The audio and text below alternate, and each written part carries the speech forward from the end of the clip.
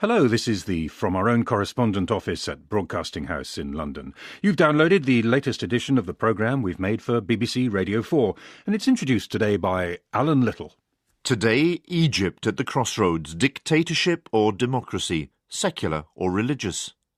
The Indian tea industry under threat, change is on the way to the traditional tea plantations of Assam. The Islamist takeover of Timbuktu leaves a famous history singer in Mali lost for words. And well fermented, it's a fish dish the Norwegians love, but to our man up the fjords it smells like a piece of sushi that's been on a long bus journey. In the Egyptian capital Cairo, it's another day of demonstrations for and against the country's new president, Mohamed Morsi. His opponents say he's assuming the same sort of dictatorial powers which led to the downfall of his predecessor, Hosni Mubarak. But his supporters are expected to turn out in large numbers. Their rally is at Cairo University. They say they want to avoid clashes with opposition supporters on the streets. So is Egypt, as some suggest, on its way to further sectarian conflict, even civil war? Or is the fiery rhetoric of the last few days simply democracy, long suppressed, finding its voice at last? John Lyne is in Cairo. We were headed towards the Cairo Judges Club to hear their reaction to President Morsi's edict granting himself sweeping new powers. I had visions of a faded old gentleman's club, with frayed leather sofas, portraits of the founders on the wall perhaps, with the old buffers sitting round a crackling log fire. But no, this was quite different. Hundreds, probably thousands of furious judges and lawyers were crammed into a huge, elaborately decorated hall in the middle of the law courts. It resembled a Victorian Gothic cathedral, or perhaps Grand Central Station in New York. There are so many of these wonderful old buildings in Cairo, slowly rotting away or falling down through neglect. It was a reminder that amidst the current turmoil in Egypt, this is a country of real faded glories. Egyptians are fed up with that, and they've joined battle for the country's future. It was strange enough being at a protest rally by judges. The legal profession here is incandescent about President Morsi's declaration that he is above the law, an edict that appears to give him almost limitless power. They eventually decided to go on strike. Outside the building there was an even stranger sight. At exactly the spot where I watched the revolution begin on January the 25th last year, the last revolution, I joke, thousands more protesters were there voicing their support for the judges. Then, after some particularly noisy fireworks, the police decided they'd had enough. They launched barrage after barrage of tear gas into the terrified crowd and pitched in with batons flailing. So the riot police, who last year used the same tactics to defend President Mubarak, were charging into a crowd of pro-revolution protesters, demonstrating in support of another branch of the forces of law and order, the judges. That dramatic, chaotic scene shows what a mess this topsy-turvy country has got itself into. Some of those demonstrating against President Morsi actually voted for him last year. They saw him as the candidate of the revolution. But now those former supporters are accusing the president of acting like the dictator he replaced. Those opponents of the president also fear this is a takeover bid by the Muslim Brotherhood, attempting to impose their Islamist ideology on the country, a view reinforced by the decision of the Constitutional Assembly to rush through a draft constitution on Thursday night, strongly leaning towards Islamic values.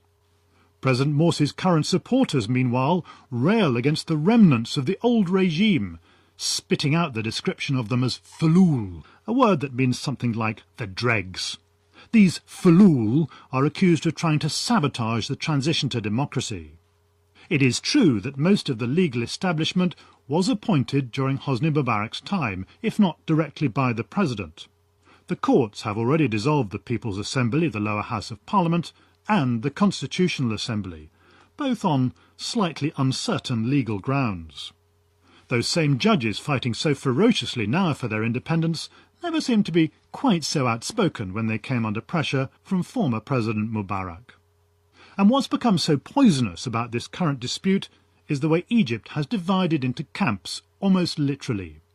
Those camped in the middle of Tahrir Square represent liberals, some Christians, and those who want a secular future for Egypt. Ranged against them are the Muslim Brotherhood and their Islamist allies, including the even harder line Islamists known as Salafists. The fear of many Egyptians is not just that President Morsi wants to entrench his powers, but the Islamists want to entrench the power of Islam in the constitution, bringing this country nearer, if not all the way, to becoming an Islamic republic. So there are two ways of seeing this. It could be a really dangerous division, potentially leading to sectarian conflict and major loss of life. Some serious commentators have even warned of the threat of civil war. Or it could be the revival of something this country has not seen for many long decades: real politics, an open and extremely lively debate over the country's future. Because, make no mistake, this is about what kind of country Egypt is going to be: dictatorship or democracy, secular or religious. Any historian will tell you what changes a country is not so much what happens during a revolution, but how it turns out afterwards. Just look back at Iran, Russia, or indeed Egypt after the 1952 revolution. So this could be a huge turning point for Egypt and potentially the Middle East. That's John Lyne in Cairo. Nearly 25 years after the worst chemical weapons attack ever carried out against civilians, there are calls for exhumations to be carried out in the town of Halabja in Iraqi Kurdistan.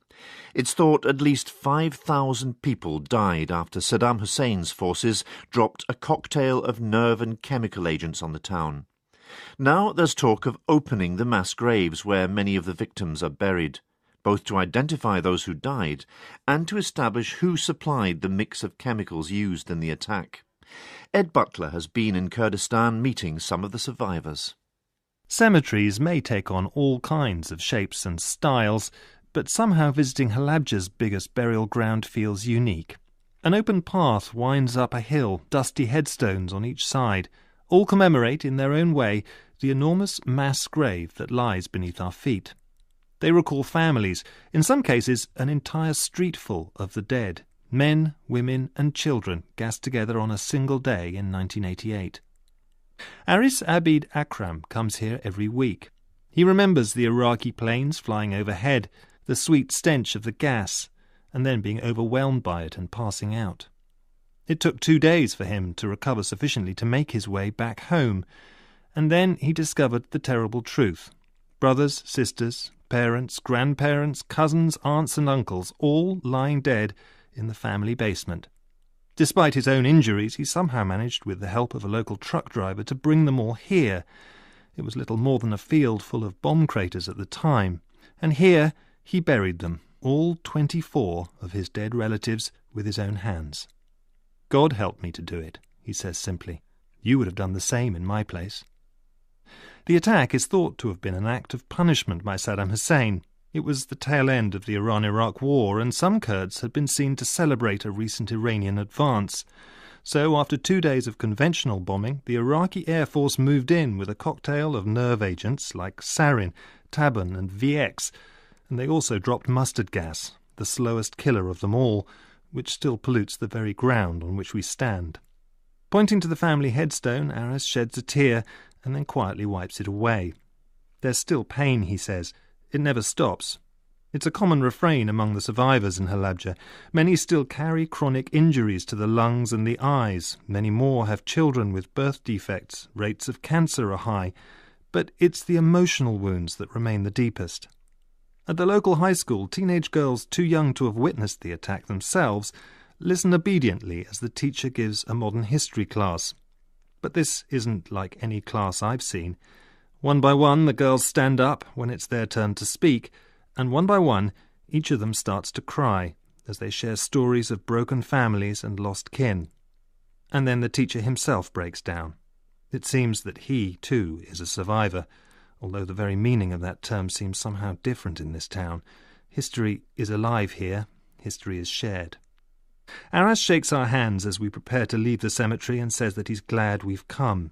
It's better that everyone remembers, he says. No one must forget. But there's something else he wants to say. Apparently, several months after the attack, he found himself with other refugees in a camp in another part of Kurdistan. Saddam's soldiers came by. They started rounding up the young men, he said, forcibly conscripting them into the Iraqi army.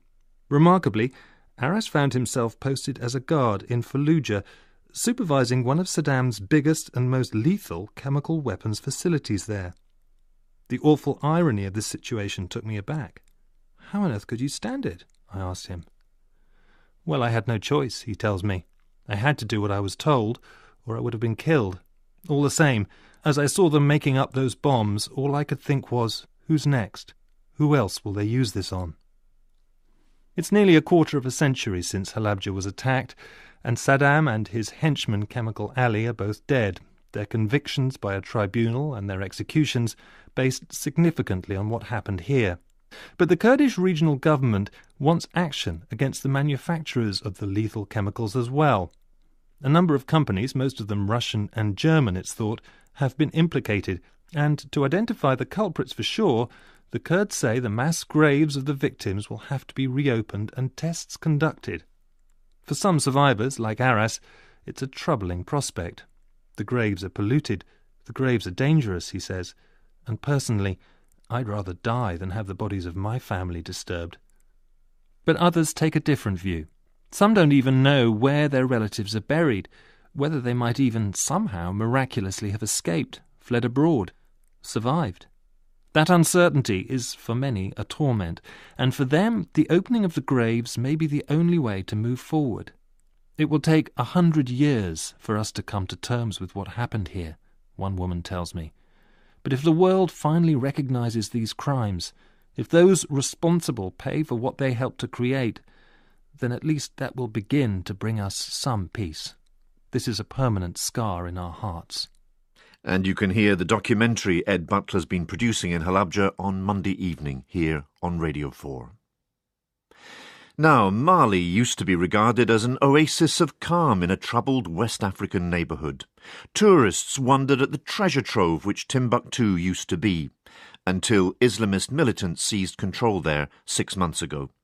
Now, with reports of summary executions and the destruction of famous shrines, it's gained a different sort of reputation, that of the Afghanistan of Africa.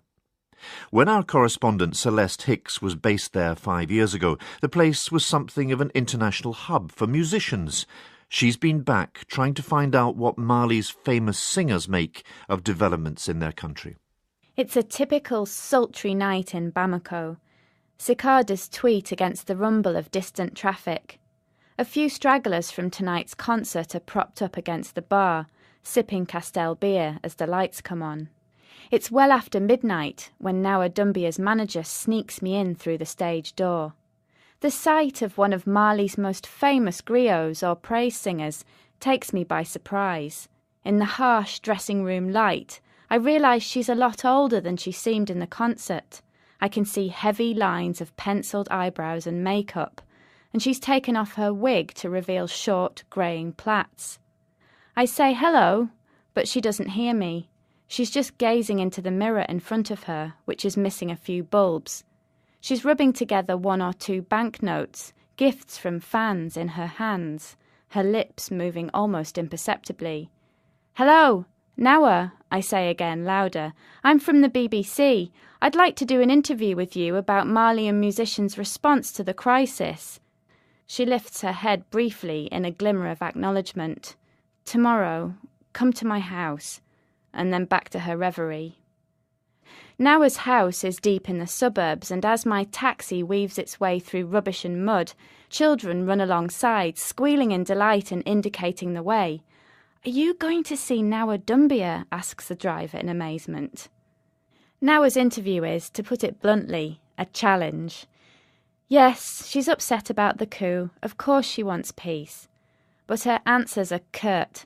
No killer soundbite to make my radio report come alive. I crunch unhappily on the groundnuts she's given me and swirl them down with lurid orangeade. I try again. "Look, what do you expect me to say?" she blurts out suddenly. "I've sung. I've said I want peace. Can we talk about something else?" That night I lie awake until the early hours of the morning, irritated by the clutch of itchy mosquito bites on my ankle and the tick, tick, tick of the ceiling fan lazily turning in my hotel room. I wonder why it's proving so hard to do a good report about the cultural response to the crisis. Griot singers like Nawa keep alive the country's oral history, dating back to Mali's first king, Sunjata Keita, who, according to legend, couldn't walk until he was 7. It had always seemed to me that these people spoke for the nation. I had imagined that they would be the ones calling for peace and national unity. But the musicians, like Nawa, like most other people, seemed dazed by the rapid and devastating reversal in the country's fortunes. Bamako still looks brown and grubby and still smells of diesel fumes and roasting yams, but despite brave shows of normality like wedding celebrations in the street, the sense of uncertainty is palpable. Almost everyone I speak to, from waitresses to ministers, is asking why. How could this have happened to such a famously peaceful place? Malians are trying to come to terms with the country's effective splitting in two by the Islamist takeover of the north. The loss of some of the world's best historical sites, such as Timbuktu, the fabled desert city and centre of Islamic learning, has been a real blow to the country's self-esteem. Take, for example, the thousands of ancient Arabic manuscripts describing myriad subjects from astronomy to Islamic law, trapped in abandoned libraries across the city. My visit to see the director of one of these libraries, in exile in a sterile office in a noisy suburb of Bamako, is depressing. He puts a brave face on it and calls for international protection for the books, but the closest we can get to them is to click dolefully on images on his computer. Can cultural figures speak for a nation? There are some signs that the youth are engaging. A new group called SOFA, or Warriors of the Republic, have organised concerts and public debates. But the image of Nawa Doumbia sitting alone on the empty veranda of her palatial home, she's half the size she appears on stage, will not leave me. I think she was sad that night because the concert had not been a success. The few banknotes in her hands were barely enough to cover the cost. As a griot, she's the one who will have to record this whole sorry episode to be passed down to the next generation. It's no wonder she doesn't want to talk about it. And that was Celeste Hicks. India is renowned for its tea, but it has slipped to 4th place in the table of tea exporters. Recent figures show international sales continue to decline. The industry depends heavily on the reputation for quality of its 2 most famous brands, Assam and Darjeeling. But Mark Tully, who's been to visit the plantations in the northeast of the country, says the reputation of Assam, once rock solid and famed far and wide, is under threat. This, he tells us, is casting a shadow over the future of the region's traditional tea estates. Spending the night in an old-fashioned British Raj bungalow on a tea estate in Assam, I was awoken at 6 a.m. by a siren. For more than 1,000 men and women, this was the alarm call which got them out of bed to prepare for 8 hours plucking tea, planting new tea bushes, weeding, digging ditches, or doing any of the other tasks required to produce high-quality tea. Assam tea estates look like a vast billiard table cloth. Acre after acre of squat green tea bushes huddled together and kept flat by regular plucking. The tea estate I stayed on was run in the military manner that my autocratic uncle used to manage his estate during the British Raj. The planters attending the early morning meeting are the officers. They still wear the traditional uniform, shorts and long socks. The senior manager is the commanding officer. He lives in a bungalow whose splendour is a symbol of his authority. The officers' mess is the local planters' club founded by the British. Twirling a white, magnificent military moustache, Devraj, the soldierly senior adviser to the company which owns the tea estate, said to me, "This regimental system worked for the British, and it has worked throughout my 50 years in tea." The soldiers, the workers, live on the estate, in what have always been known as labour lines. The early British planters couldn't find workers locally, so labour contractors collected not just men, but women and children too, from distant parts of India, and sent them on boats up the Brahmaputra River, which flows through Assam. The conditions on the long journey were so hazardous that it wasn't uncommon for half the workers to die before they reached the estates. Many of today's tea plantation workers are descendants of the people who somehow survived that journey. Devraj said workers are now looked after from womb to tomb. Apart from their wages agreed by the government and their homes, they get free rations, wood for cooking and electricity. There is a hospital and a school on the estate too. The old-fashioned paternalistic style of management makes workers very expensive, but Devraj opposes reducing their number by mechanizing the tea plucking. Watching women nimbly plucking the bright green new leaves off the top of tea bushes, he explained that machines can't differentiate between stalks and leaves, and went on to say, a mixture of leaves and stalks, which is what you get with a machine, doesn't make good tea. But now the tea estates Devraj supervises may be forced to mechanize, because there's a shortage of people willing to pluck tea and maintain the bushes. He puts this down to the low social status of tea garden work and the survival of another tradition, the designation of workers as coolies. Devraj says, the young people tell us that they may have been born as coolies, but they're not prepared to be known as that for the rest of their lives. The ever-increasing number of smallholders who grow tea represent another threat to the quality of Assam tea. The smallholders beat the estates on price because they don't have the same high costs. The problem is that they don't match the estate's quality. There are also estates which don't maintain the quality of their tea.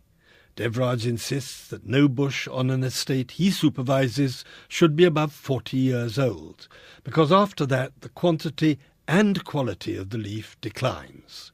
Nevertheless, uprooting and replanting is very expensive, so a number of estate owners retain bushes as long as they produce some leaf, no matter what its quality may be.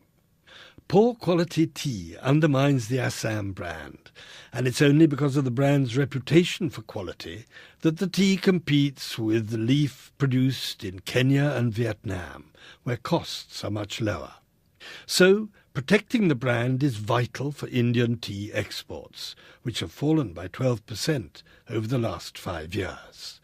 Devraj says you can only maintain quality if you manage tea estates as I've seen them managed for the last 50 years. Mark Tully reporting from the tea estates in Assam. Now, not all European countries are in the wintry grip of austerity, trying to escape from under mountains of debt.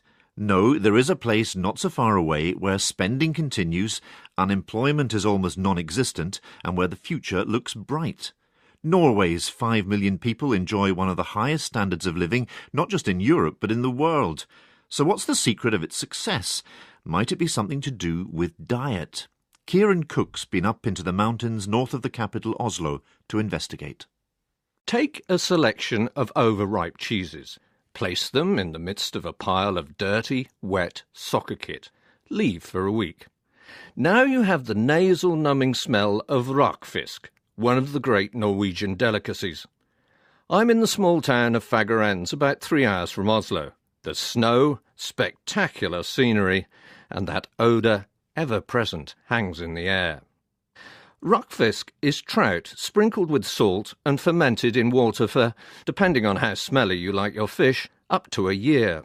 As the dark sets in and the weather turns cold, Norwegians flock to a festival here in Fagernes devoted to this most, captivating of foods. You eat it raw and then swallow a glass of aquavit, says Hervard Helversen, full-time local firefighter, but also the so-called Rakfisk general, in charge of running the festival. All around us people are eating little cubes of the fish and knocking back quantities of drink. Some people like the aquavit more than the Rakfisk, says Harvard. The drink can kill the smell. I try a few pieces.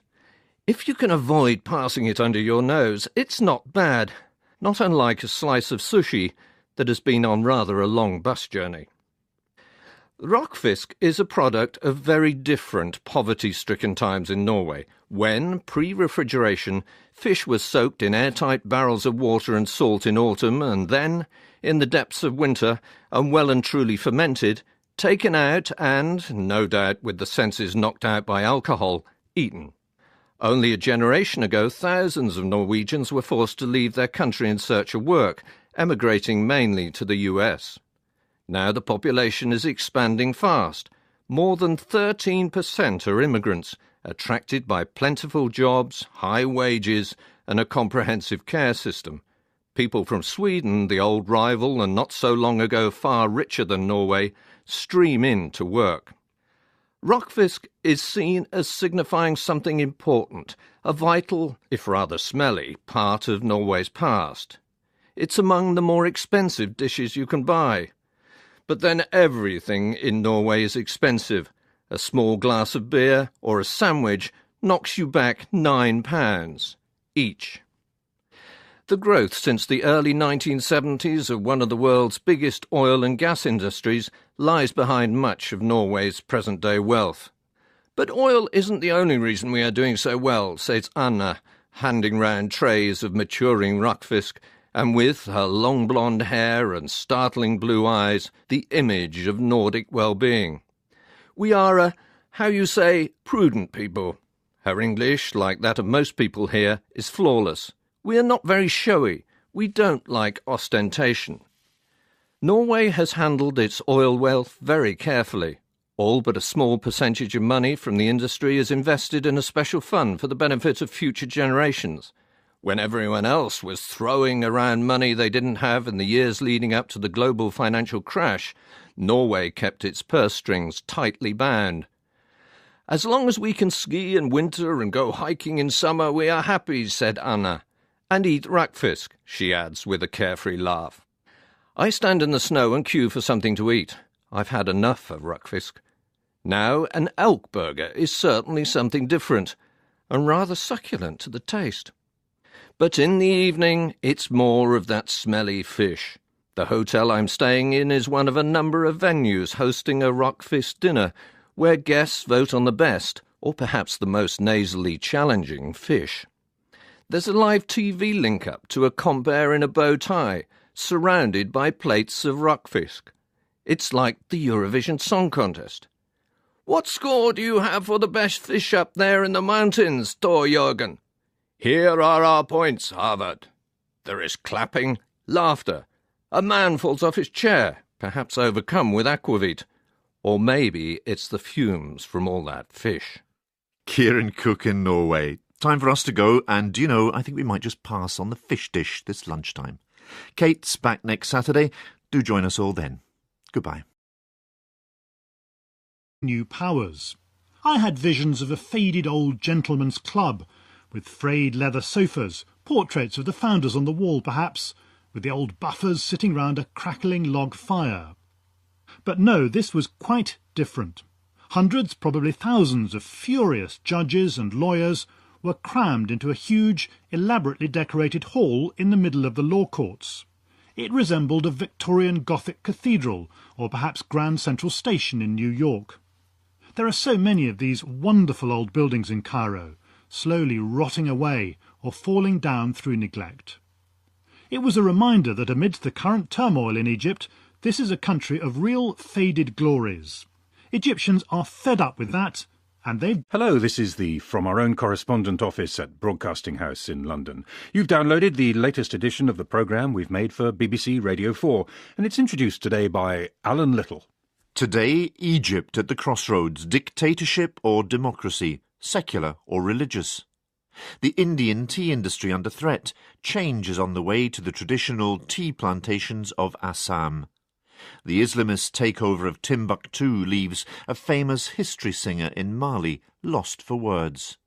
And well fermented, it's a fish dish the Norwegians love, but to our man up the fjords it smells like a piece of sushi that's been on a long bus journey. In the Egyptian capital, Cairo, it's another day of demonstrations for... The same tactics to defend President Mubarak were charging into a crowd of pro-revolution protesters, demonstrating in support of another branch of the forces of law and order, the judges. That dramatic, chaotic scene shows what a mess this topsy-turvy country has got itself into. Some of those demonstrating against President Morsi actually voted for him last year. They saw him as the candidate of the revolution. But now those former supporters are accusing the president of acting like the dictator he replaced. Those opponents of the president also fear this is a takeover bid by the Muslim Brotherhood, attempting to impose their Islamist ideology on the country, a view reinforced by the decision of the Constitutional Assembly to rush through a draft joint battle for the country's future. It was strange enough being at a protest rally by judges. The legal profession here is incandescent about President Morsi's declaration that he is above the law, an edict that appears to give him almost limitless power. They eventually decided to go on strike. Outside the building there was an even stranger sight. At exactly the spot where I watched the revolution begin on January the 25th last year, the last revolution, I joke, thousands more protesters were there voicing their support for the judges. Then, after some particularly noisy fireworks, the police decided they'd had enough. They launched barrage after barrage of tear gas into the terrified crowd and pitched in with batons flailing. So the riot police, who last year used and against the country's new president, Mohamed Morsi. His opponents say he's assuming the same sort of dictatorial powers which led to the downfall of his predecessor, Hosni Mubarak. But his supporters are expected to turn out in large numbers. Their rally is at Cairo University. They say they want to avoid clashes with opposition supporters on the streets. So is Egypt, as some suggest, on its way to further sectarian conflict, even civil war? Or is the fiery rhetoric of the last few days simply democracy, long suppressed, finding its voice at last? John Lyne is in Cairo. We were headed towards the Cairo Judges Club to hear their reaction to President Morsi's edict granting himself sweeping